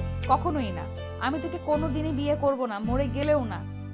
দেখ আশা, আঙ্কেল কিন্তু তোকে আর আমাকে বিয়ে দিতে রাজি হয়েছেন, তাহলে তুই কেন রাজি হচ্ছিস না সেটা বল আমাকে। শোন, পৃথিবীর কোনো ইতিহাসে এটা লেখা নেই যে তোকে আমার বিয়ে করতে হবে, তাই তোকে বিয়ে করার কোনো বাধ্যবাধকতা নেই। এই বলে আশা সেখান থেকে চলে গেল। একদম বাড়ি থেকে বের হয়ে পুকুর ঘাটে গিয়ে তখনই আশার আব্বু সেখানে আসলো আর তার পাশে বসে বসতে লাগলো। মামনি, আমি তোমার সঙ্গে কিছু কথা বলতে চাই। তুমি রাজের ব্যাপারে ছাড়া অন্য যে কোনো ব্যাপারে আমার সঙ্গে কথা বলতে পারো, আমি সব ব্যাপারে তোমার সঙ্গে কথা বলতে প্রস্তুত, কিন্তু রাজের ব্যাপারে আমি কোনো কথা বলতে চাই না। আমি তোমার সঙ্গে রাজের ব্যাপারে কথা বলতে চাই। আর আমার সমস্ত কথা তোমাকে শুনতেই হবে, কারণ রাজ যথেষ্ট ভালো একটা ছেলে। তুমি ছোটবেলা থেকে তার সঙ্গে বড় হয়েছো। সে তোমাকে যতটা বুঝবে, অপরিচিত একটা ছেলে তোমাকে কখনোই এতটা বুঝবে না। তাছাড়া রাজের ব্যাপারে আমি যথেষ্ট কনফিডেন্স নিয়ে বলতে পারি, সে তোমায় ভালোবাসে আর ভালো রাখবে। আব্বু, পৃথিবীতে ছেলের অভাব পড়েনি যে আমার সারা পৃথিবীর ছেলেদের রেখে রাজকেই বিয়ে করতে হবে। আমি রাজকে বিয়ে করব না। বিয়ে করা, সংসার করা বা ভালোবাসার জন্য যে একটা ফিলিংস প্রয়োজন, সেটা আজ পর্যন্ত রাজের জন্য কোনোদিনই আমার আসেনি, আর ভবিষ্যতেও আসবে বলে আমার মনে পড়ে না। কিন্তু আমার মনে হয় সেটা তোমার ধারণার ভুল, কারণ আমি তোমাদের বয়সটা পার করে এসেছি। তাই বলছি, কারণ তোমরা দুজনেই ভালো লাগার মতো সময়টা একসঙ্গে কাটিয়েছ। তাই কোথাও না কোথাও তোমাদের একটু হলেও দুর্বলতা আছে। তাই আমি সব কিছু চিন্তা ভাবনা করে সিদ্ধান্ত নিয়েছি, তোমাকে রাজের সঙ্গেই বিয়ে দেব। আব্বু, তোমাদের সবার মাথা খারাপ হয়ে গেছে। আমি রাজকে কোনোদিনই বিয়ে করব না। সে তোমরা আমাকে যাই বলো আর যাই করো, প্রয়োজন হলে আমি তোমাদের সবাইকে ছেড়ে অনেক দূরে চলে যাব, যেখানে তোমরা আমার ছায়াটা পর্যন্ত খুঁজে পাবে না। অতঃপর আশা তার আব্বুকে আর কোনো কথা বলার সুযোগ না দিয়ে সেখান থেকে চলে গেল। এদিকে আশার আব্বু বাড়ির ভিতরে এসে রাজের আম্মুকে ফোন করলো। আসসালামু আলাইকুম দুলাভাই, কেমন আছেন? হঠাৎ এতদিন পর কি মনে করে? আপনি তো ব্যস্ত থাকেন, সচরাচর আমাদের কাউকেই ফোন করেন না। ওয়ালাইকুম আসসালাম। এই তো আলহামদুলিল্লাহ, আল্লাহর অশেষ রহমতে ভালোই আছি। তোমাদের সঙ্গে একটু জরুরি দরকার ছিল। তুমি কি রাজের আব্বুকে নিয়ে একবার আমাদের বাড়িতে আসতে পারবে? আসলে আমি এক সপ্তাহে ছুটিতে এসেছি, তাই তোমাদের সঙ্গে একবার দেখা করতে মন চাইলো। তাছাড়া তোমাদের সঙ্গে একটু জরুরি বিষয়ে কথা বলতে চাই। কি ব্যাপার দুলাভাই, কিছু হয়েছে নাকি? খুব বেশি জরুর হলে আপনি ফোনে বলতে পারেন, আমি শুনেছি। বিষয়টা খুবই জরুরি, কিন্তু ফোনে বলা যাবে না। তুমি রাজের আব্বুকে নিয়ে আগামীকালকেই পারলে আমাদের এখানে চলে এসো, তারপর সামনাসামনি বসে কথা বলতে চাই। আমি শুনছি। আচ্ছা দুলাভাই, ঠিক আছে, কোনো সমস্যা নেই। রাজা আপু বাড়িতে আসুক, আমি ওনার সঙ্গে কথা বলে আপনাকে রাতেই জানাচ্ছি। এই কথা বলে রাজের আম্মু ফোনটা কেটে দিল। আর সেদিন রাত্রে বেলা রাজের আব্বু যখন বাসায় আসলো, তখন তিনি রাজের আব্বুকে সবকিছু খুলে বললেন। সবকিছু শুনে রাজের আব্বু বলল, আচ্ছা ঠিক আছে, কোনো সমস্যা নেই। আমিও ভাবছিলাম একবার ওখান থেকে ঘুরে আসি। অনেকদিন কোথাও ঘুরতে যাওয়া হয় না আসলে। আমাদের তো তেমন কোনো আত্মীয় স্বজন নেই, তাই আত্মীয় স্বজনের বাড়িতে বেড়াতে যাওয়াটা খুব কমই হয়ে থাকে। এখন যেহেতু দুলাভাই আমাদেরকে ইনভাইট করেছেন, তাহলে তো ভালোই হলো। তাহলে কি আমি সকালবেলা ব্যাগপত্র সব কিছু গুছিয়ে রাখবো? হ্যাঁ, তুমি সকালবেলা সব কিছু গুছিয়ে রেখো। আমি অফিসের কাজ শেষ করে দুপুরের মধ্যেই বাসায় চলে আসব, আর তারপর সন্ধ্যার মধ্যেই তাদের বাড়িতে চলে যাব। অতঃপর পরদিন সন্ধ্যা হতে না হতেই রাজের আব্বু আম্মু আশাদের বাড়িতে চলে আসলো। আশা তার খালামুনি আর খালুকে তাদের বাড়িতে দেখে একদম অবাক হয়ে তার খালামুনিকে জিজ্ঞাসা করে, কি ব্যাপার খালামণি, হঠাৎ করে তোমরা আমাদের বাড়িতে চলে আসলে? আমি তো কিছুই বুঝতে পারছি না, আসলে কি হচ্ছে আমাদের বাড়িতে। হ্যাঁ, সেটা তো আমিও বুঝতে পারছি না। কালকে তোমার আব্বু হঠাৎ করে ফোন দিল আর আমাদের দুজনকে এখানে আসতে বললো, কারণ জিজ্ঞেস করলে তোমার আব্বু আমাদের দুজনকেই বললো না। এইভাবে হুট করে চলে আসলাম। আচ্ছা ঠিক আছে, তোমরা ভেতরে গিয়ে বিশ্রাম নাও। আব্বু একটু বাইরে গেছেন, এলাকার কারো সঙ্গে দেখা করতে হয়তো। আচ্ছা ঠিক আছে, কোনো সমস্যা নেই। তোমার আম্মু কোথায়? তোমার আম্মুকে বলে দাও আমরা চলে এসেছি, আর তোমার আঙ্কেলকে রুমে নিয়ে যাও। অতঃপর রাত 8টার দিকে আশার আব্বু বাসায় আসলো আর সবাই মিলে একসঙ্গে রাতের খাওয়া দাওয়া সেরে নিল। সবাই যখন ড্রয়িং রুমে উপস্থিত হলো, তখন রাজের আম্মু আশার আব্বুকে উদ্দেশ্য করে বলল, কি ব্যাপার দুলাভাই, কি হয়েছে? এবার তো আপনি আমাদেরকে এ ব্যাপারে কিছু বলুন। আমাদের তো আর তর সইছে না, অনেক টেনশন হচ্ছে। আরে বাবা, এত টেনশন করার কিছুই নেই। আমি তোমাদেরকে টেনশন করার মতো কিছুই বলবো না।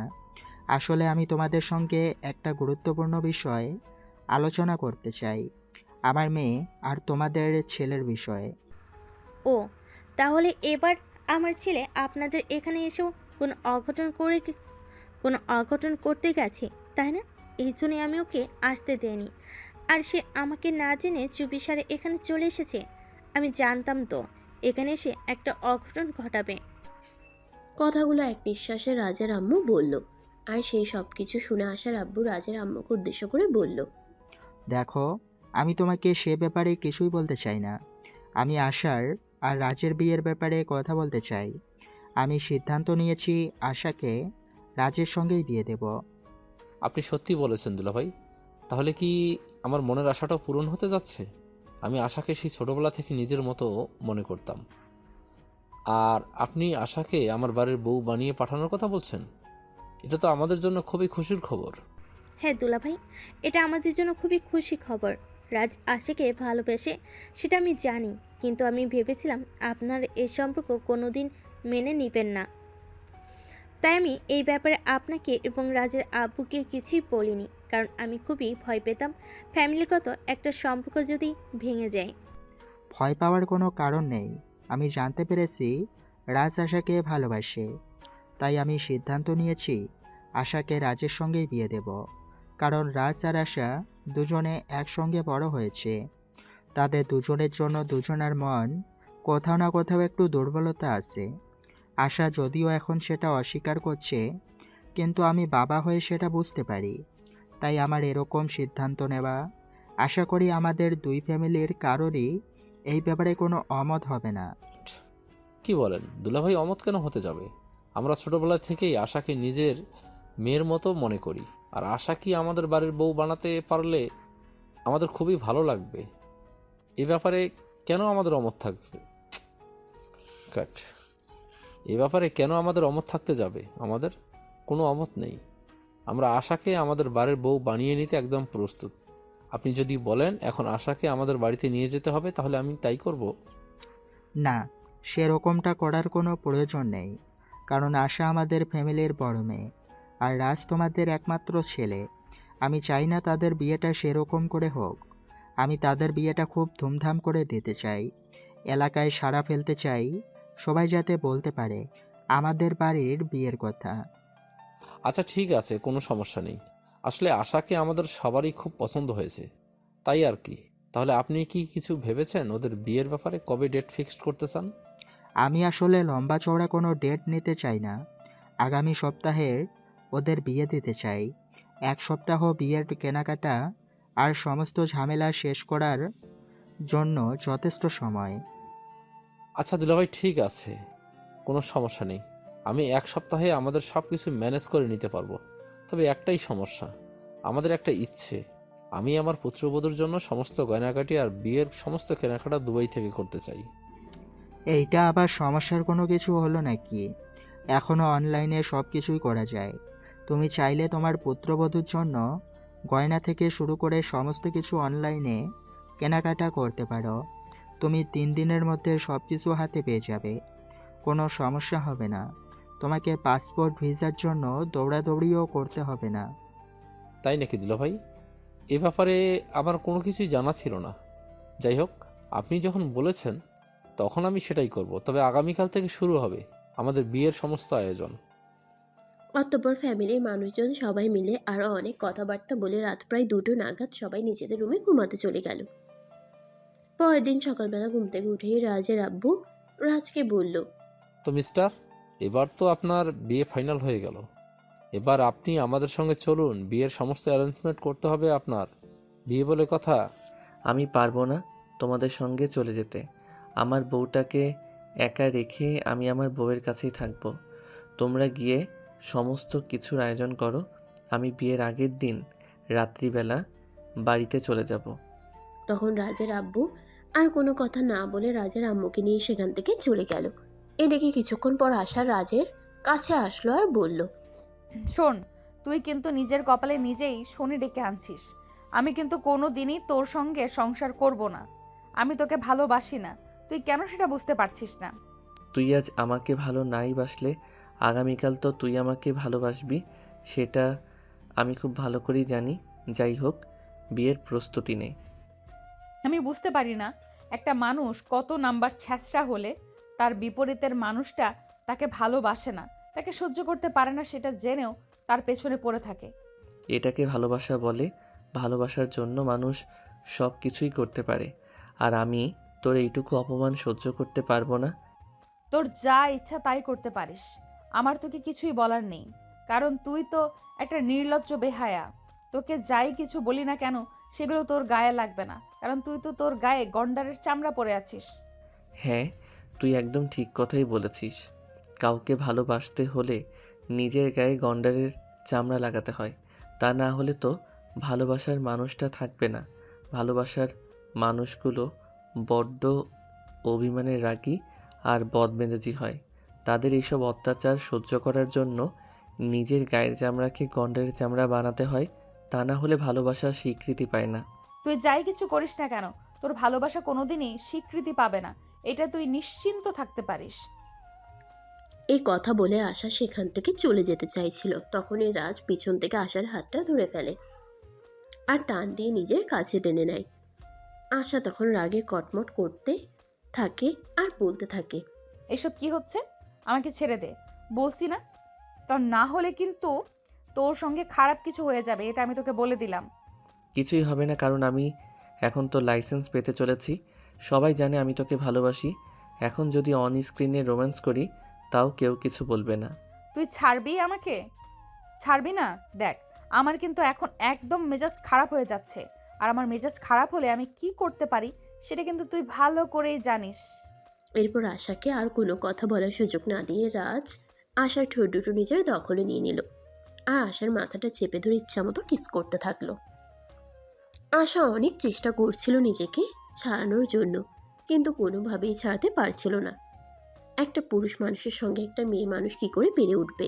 কিছুক্ষণ পর রাজ যখন আশাকে ছেড়ে দিল তখন আশা রাজকে একটা চড় মেরে বলল, অসভ্য নির্লজ্জ বেহায়া একটা ছেলে, এত অপমান করি তাও তোর গায়ে লাগে না? তোর শরীরে আসলেই গন্ডারের চামড়া, তুই এরকম কেন বলতো? কারণ আমি তোকে ভালোবাসি। ভালোবাসতে হলে মানুষকে অসম্ভব ধৈর্য থাকতে হয়। তাই আমি তোর সব কিছু ধৈর্য সহকারে সহ্য করি। যাই হোক, তোর এই সব কিছু আর বেশি দিন থাকবে না, কারণ অল্প কয়েকদিনের মধ্যেই তোর সঙ্গে আমার বিয়ে হতে চলেছে। আর নিজের স্বামীকে কেউ কখনোই অপমান অসম্মান করতে পারে না, আর তুইও সেসব করতে পারবি না। আর তখন কিন্তু তুই নিজেই আমাকে ভালোবাসতে শুরু করবি। আশা যখন রাজের কথার কোনো উত্তর না দিয়ে চুপচাপ সেখান থেকে চলে গেল। এদিকে দেখতে দেখতে বিয়ের দিন তারিখ ঘনিয়ে এলো। বিয়ের সমস্ত কেনাকাটা কমপ্লিট হয়ে গেছে। বাড়িঘর সবকিছু সুন্দর করে সাজানো হয়েছে, লাইটিং করা হয়েছে, ডেকোরেশন করা হয়েছে। সব কিছুই কমপ্লিট হওয়ার পর রাজের আব্বুর রাজকে ফোন দিল বাড়িতে যাওয়ার জন্য। এই যে মহাশয়, এবার তো আপনার বিয়ের সময় ঘনিয়ে এলো। সমস্ত অ্যারেঞ্জমেন্ট করা শেষ। এবার আপনাকে বাড়িতে আসতে হবে, কারণ কাল আপনার গায়ে হলুদ আর পরশু আপনার বিয়ে। আব্বু, তুমি এভাবে কেন কথা বলছো? আমার বিয়ে সেটা কত আনন্দের বিষয়, সেটা তুমি জানো নাকি জেনে শুনে তুমি আমার সঙ্গে ইয়ার্কি করছো? তুই আমার একমাত্র আদরের ছেলে। তোর পরে আর কোনো সন্তান নেই। তোর প্রতি ভালোবাসাটা কমে যাবে বলে আমি তোকে অবহেলা কি করে করি? তুই তো আমার 7 রাজার ধন। তুই আমার জীবনের সব কিছু। যাই হোক, এখন কথা না বাড়িয়ে আজকে বিকেলেই বাড়িতে চলে আয়। আগামীকাল সকাল থেকে বাড়িতে হলুদের অনুষ্ঠান শুরু হবে। তোর গায়ের হলুদ দিয়ে তোর বউয়ের গায়ে হলুদ হবে। আচ্ছা বাবা, ঠিক আছে, কোনো সমস্যা নেই। আমি আজ বিকালে চলে আসছি। এখন ফোনটা রাখো। আমি একটু আমার বউটার কাছে যাই আর আমার বউটাকে এই খুশির খবরটা দিয়ে আসি। এই কথা বলে রাজ আর কোনো উত্তরের অপেক্ষা না করেই ফোনটা কেটে দিল আর সঙ্গে সঙ্গে আশার রুমে চলে গেল। আশা তখন ফোনে ফেসবুকের নিউজ ফিড স্ক্রলিং করছিল। রাজ রুমে এসে সেটা দেখেও সে না দেখার ভান করে শুয়ে রইল। তখন রাজ তার পাশে গিয়ে বসলো আর তার হাতটা ধরে বলল, প্রেয়সী, এই তো আর অল্প কিছুটা সময়, তারপরেই তুমি সম্পূর্ণ আমার হতে চলেছ। আগামীকালকেই কিন্তু তোমার আর আমার গায়ে হলুদ, আর তারপরের দিন বিয়ে। তারপর থেকে তুমি ফাইনালি আমার। আচ্ছা ঠিক আছে, সেটা সময় হলে দেখা যাবে, যখন তুই আমাকে বিয়ে করতে পারবি তখন। ঠিক আছে, তাহলে এই অপেক্ষায় থেকো। আগামীকাল গায়ে হলুদ আর পরশু আসছি তোমাকে নিতে। আমি কিন্তু তোমাকে নিয়েই এই বাড়ি থেকে বের হব, এটা আমার প্রমিস। এই কথা বলে তারপর আর এক মুহূর্ত দেরি না করে রাজ সেখান থেকে বের হয়ে চলে গেল নিজের বাড়ির উদ্দেশ্যে। বাড়িতে পৌঁছাতেই তার প্রায় সন্ধ্যা হয়ে গেল। বাড়িতে তার দাদার বাড়ির মেহমানরা অপেক্ষা করছিল। সে বাড়িতে পৌঁছাতেই তার দাদু তাকে বলল, আমার দাদু ভাইটা এত বড় হয়ে গেছে সেটা তো আমাদের কারোরই খেয়ালই ছিল না। এই তো সেদিন ছোট বাচ্চাটা হলো, আর আজকে তার বিয়ের তোড়জোড় চলছে। কয়দিন পর তার ঘরে একটা ছোট্ট ফুটফুটে বাবু আসবে। হ্যাঁ দাদু, তাই যেন হয়। তুমি দোয়া করো যাতে খুব তাড়াতাড়ি একটা ছোট্ট বাবু আমাদের বাড়িতে আসে। সেটা আবার বলতে হয় নাকি? আমি যখন থেকে তোর বিয়ের খবর শুনেছি তখন থেকে নামাজ পড়ে আল্লাহর কাছে দোয়া করছি যেন কিছুদিনের মধ্যেই আমার দাদু ভাইয়ের ঘরে ছোট্ট ফুটফুটে একটা বাবু আসে।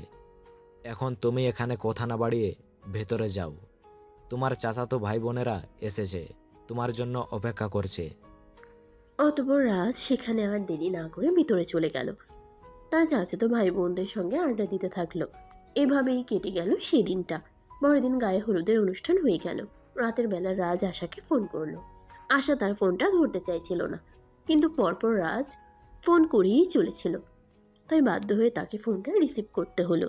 ও ম্যাডাম, এবার তো আপনার বিশ্বাস হলো যে আপনি সত্যি সত্যি আমার হতে চলেছেন? ফাজলামো মার্কা কথাবার্তা বাদ দিয়ে তুই আমাকে এটা বল, তুই আমাকে ফোন কেন করেছিস? ফোন করেছি এই কারণেই যে আমি তোকে জানাতে চাই আগামীকাল আসছি, আর তোকে কিন্তু আমার সঙ্গে নিয়ে আসবো। আর তারপর কিন্তু দীর্ঘ ২৬ বছরের মানুষ কামনা পূরণ করব। আশা তখন কোনো কথা না বলেই ফোনটা কেটে দিল, কারণ তাকে মেহেন্দি পরানো হচ্ছিল। আর তার চাচাতো মামাতো ভাই বোনেরা তো আশেপাশেই ছিল, আর সবাই সেগুলো শুনছিল। রিমি তো কথাটা শুনে পাশ থেকে বলেই উঠল, কি রে আপু, ফোনটা কেটে দিলি কেন? দুলাভাই তোর সঙ্গে কত রোমান্টিক করে কথা বলছিল, ফোনটা কেটে দেয়া কিন্তু একদমই ঠিক হয় নাই। আমাদেরকেও একটু শিখতে দে বিয়ের পর কিভাবে বরের সঙ্গে রোম্যান্স করব। একদম চর মেরে সব কটা দাঁত ফেলে দেব বলে দিলাম। বজ্জাতের হাড্ডি হয়েছে সেটা একটা। তোদেরকে এইসব কথা শুনতে কে বলেছে? চুপচাপ এখান থেকে চলে যা বলছি, তা না হলে কিন্তু মাইর খাবি। দেখ, আমাদের সঙ্গে এইরকম করে কোনো লাভ নেই, যেটা সত্যি সেটাই বলছি। দুলাভাই সব তোর সঙ্গে রোমান্টিক কথা বলছিল, সেগুলো আমাদের শুনতে দিলে কি এমন সমস্যা হতো? একটা কাজ কর, তুই আবার দুলাভাইকে ফোন দে, আর ফোনটা লাউডে দে, আমরা শুনি দুলাভাই তোকে কি বলে। আশা তখন সেসব কথাবার্তা শুনে চিৎকার চেঁচামেচি করতে শুরু করলো। তাই রিমি আর কোনো কথা না বলে সবাইকে নিয়ে সেখান থেকে চলে গেল, আর মেহেন্দি আর্টিস্টকে মেহেন্দি দেওয়া শেষ করতে বলল। এই যে, আপনি প্লিজ তাড়াতাড়ি মেহেন্দি দেওয়া শেষ করুন, রাত অনেক হয়ে গেছে। বাড়ির আরও অনেক ছেলেমেয়েরা বাকি আছে মেহেন্দি পরতে, তাদেরকেও মেহেন্দি পরাতে হবে। এই বিয়ে তো আমার হচ্ছে, তোরা কেন মেহেন্দি পরবি? আর্টিস্ট তোদেরকে মেহেন্দি পরাবে না, কারণ যেই এক মেহেন্দি পরবে তাকেই এখন আমার বদলিতে বিয়ের পিঁড়িতে বসতে হবে। তুই কি মগের মূল্য পেয়েছিস নাকি এটা? তুই তোর কাছে রেখে দে, কারণ বিয়েতে সবাই মেহেন্দি পরে। তোর মেহেন্দি দেওয়া শেষ হলে তুই এখানে চুপচাপ বসে থাক, কাউকে বিরক্ত করিস না। এই বলে রিমি সেখান থেকে চলে গেল, আর এদিকে আর্টিস্ট আশাকে মেহেন্দি দেওয়া শেষ করে বাড়িতে সবাইকে মেহেন্দি দিয়ে দিল।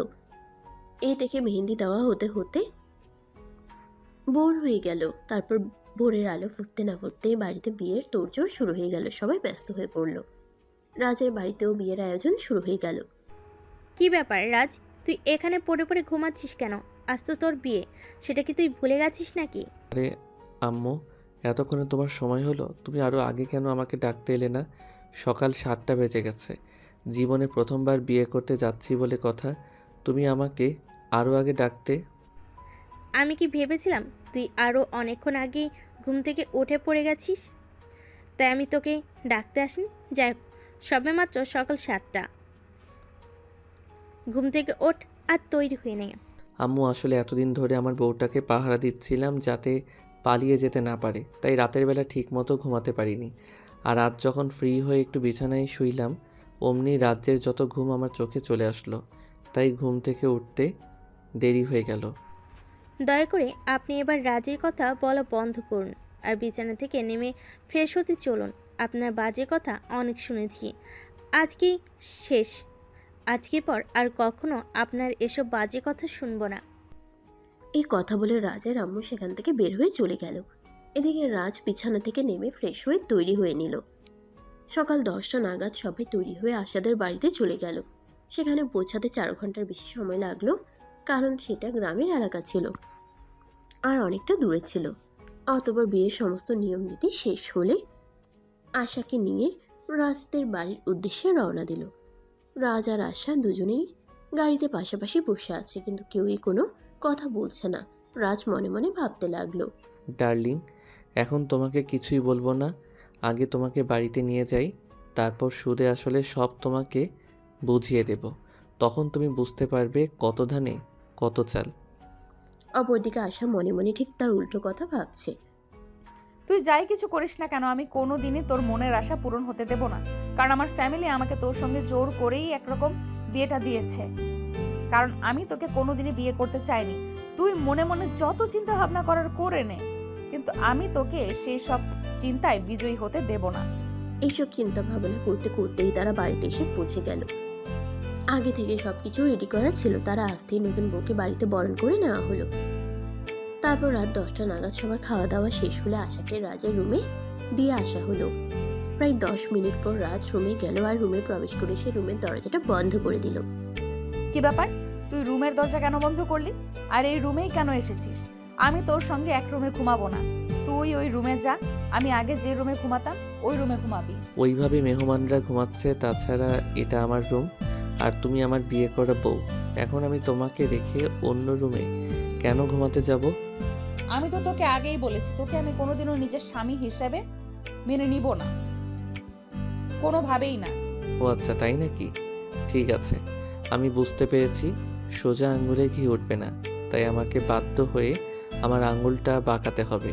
সমস্যা নেই, তোমাকে সোজা করার জন্য আমাকে যা করতে হয় আমি তাই করব। এই কথা বলে রাজ সঙ্গে সঙ্গেই রুমের লাইটটা অফ করে দিল আর আশার কাছে চলে গেল। রুমের লাইট অফ করলেও ডিম লাইট জ্বালানো ছিল। ডিম লাইটের আলোয় আশা স্পষ্ট দেখতে পেল রাজ তার দিকে এগিয়ে আসছে। সেটা দেখে আশা বলতে থাকে, কি ব্যাপার, কি সমস্যা তোর? তুই এইভাবে আমার দিকে এগিয়ে আসছিস কেন? এক্ষুনি এখান থেকে চলে যা বলছি, তা না হলে কিন্তু তোর সঙ্গে খারাপ কিছু হয়ে যাবে। যা হবে পরে দেখা যাবে। 26 বছর অপেক্ষা করে আছি শুধুমাত্র এই একটা রাতের অপেক্ষায়। সেটা কি আমি তোর জন্য নষ্ট হতে দেব নাকি? চল এবার T20 খেলবো। না না না, একদমই নয়। তুই এখান থেকে চলে যা, আমি তোকে শেষবারের মতো বলছি, চলে যা এখান থেকে। কিন্তু রাজ কি আর তার কথা শুনবে? সে তার নিজের মতোই আশার দিকে এগিয়ে আসলো আর নিজের অধিকার আদায় করে নিতে শুরু করলো। আর ভিউয়ার্স, আপনারা এখনো জাননি, আরে ভাই ওরা বাসর করছে, লোকের বাসর দেখতে হয় না। চলুন আপনারা আমার সঙ্গে। আমরা এখানে দাঁড়িয়ে থেকে কি করব? আমরা রুমে গিয়ে ঘুমাই, ওরা ওদের কাজ করুক। আমরা না হয় অপেক্ষা করি অন্য একটা নতুন গল্পের জন্য। সে পর্যন্ত সবাই ভালো থাকবেন।